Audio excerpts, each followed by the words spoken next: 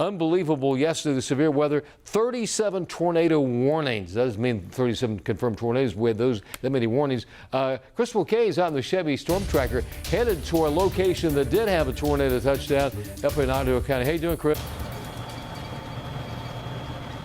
Hey there, Larry. Yeah, you can't see anything right now, but boy, was it an active day. The amount of tornado warnings luckily didn't actually add up to the amount of tornadoes that we saw, but the amount of reports was insane. So just in front of me here on the roads, we're actually on Interstate 40 here in Iredell County.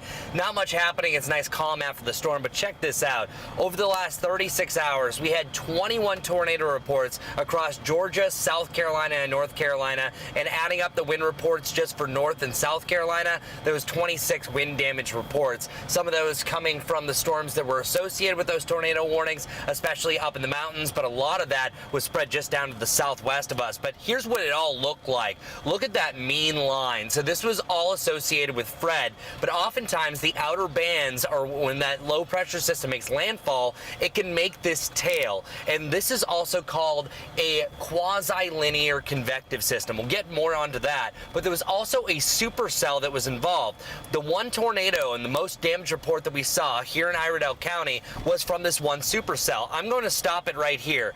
If you look closely, you can see that little hook just near Catawba.